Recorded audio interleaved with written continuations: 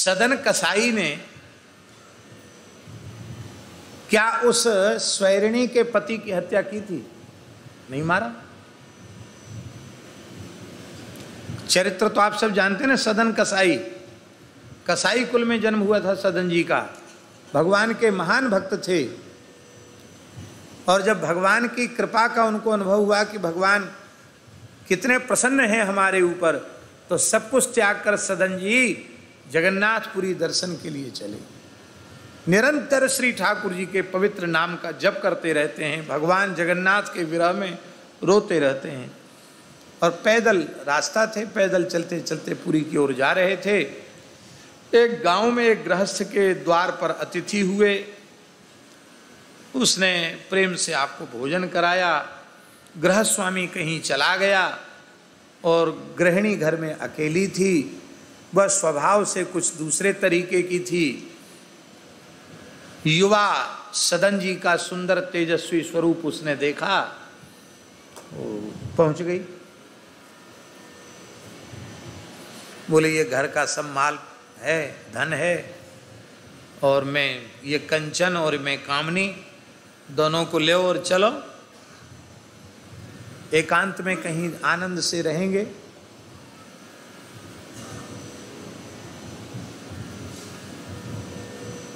सदन जी तो जानते थे, चलो चलो सब कोई कहे पहुंचे बिरला कोए, एक कंचन एक कामनी दुर्गम घाटी, ये दो ही घाटी आ गई जगन्नाथ जी के बीच में। उन्होंने कहा माता जी प्रणाम, ऐसा मत कहो, हम तो भगवान के लिए जा रहे हैं, ऐसा पापपूर्ण प्रस्ताव ठीक नहीं। ज़्यादा ज्ञान बघार रहे हो, मैं अभी बंधवा दूंगी तुमको, तुमको पता नहीं मैं कौन हूँ। भैया देवी तेरी जो इच्छा सो कर ले, वो चिल्लाए। उसने क्या किया महाराज, कुल्हड़ी उठाई और अपने सोते हुए पति का सिर धड़ से अलग कर दिया, मार डाला अपने पति को, और कहा तुम्हें हमारे पति का डर था, मैंने उसको मार दिया है, अब चलो। सदन जी ने कहा कि री तू अपने पति की नहीं हुई तो हमारी क्या होगी? अरे देवी क्षमा करो, हमको जाने दो यहाँ से। सोई जोर से उसने चिल्लाना रोना शुरू किया, हाय हाय। हैं आजकल भक्तों का वेश भी बहुत ही ठगने वाला होता है।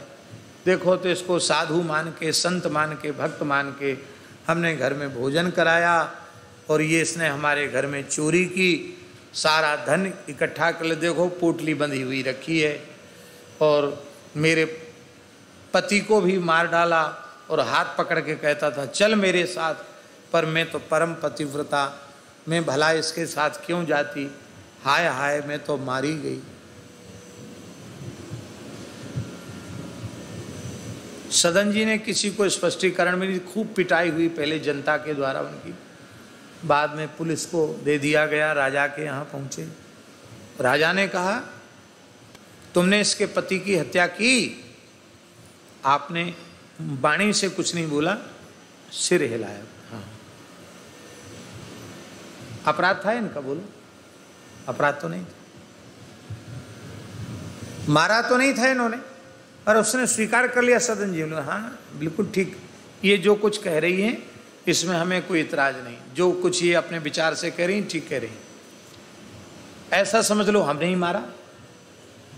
उन्होंने सोचा हम ना आते और ना ही इसका पति मरता, तो मैं ही कारण बना, इसलिए मैंने ही मारा। तो राजा बड़ा बुद्धिमान था, राजा ने देखा इसकी शक्ल सूरत अपराधी के जैसी नहीं दिखती, हत्यारे के जैसी नहीं दिखाई पड़ती, ये तो कोई महान भगवान का भक्त मालूम पड़ता है, इस पर मिथ्या भी हो गई है, लेकिन अब ये खुद स्वीकार कर रहा है तो क्या किया जाए।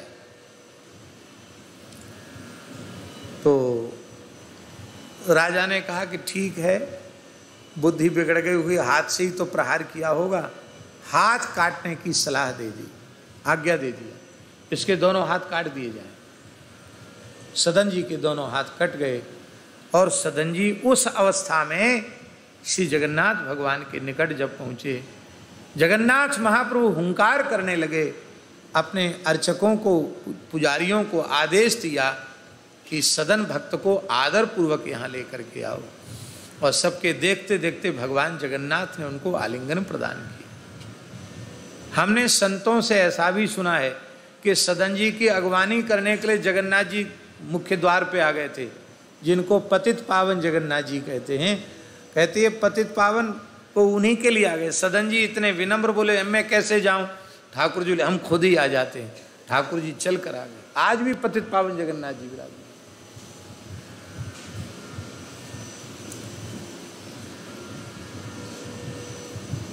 श्री जयदेव महाप्रभु जी का चरित्र कैसा है? जिन दुष्टों ने हाथ पैर काट कर गड्ढे में डाल दिया,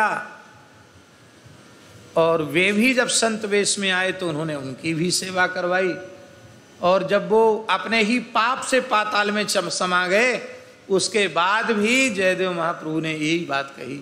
वो तो सिद्ध थे पाताल लोक के, आपके ऊपर कृपा करने आए थे, दर्शन दिए, सेवा ली, और जहां से आए थे वहां चले गए। निंदा नहीं की उन्होंने। क्यों? क्योंकि संत का स्वभाव ऐसा होता है। न तो ठाकुर जी को दोष देते हैं, ना किसी को दोष देते हैं। विनय पत्रिका का एक पद है प्रभु मेरो ही सब दोष। सारे दोष तो हमारे हैं। इसलिए दोष बड़े से हो सकता है, इसलिए उसको स्वीकार करने में संकोच नहीं करना चाहिए।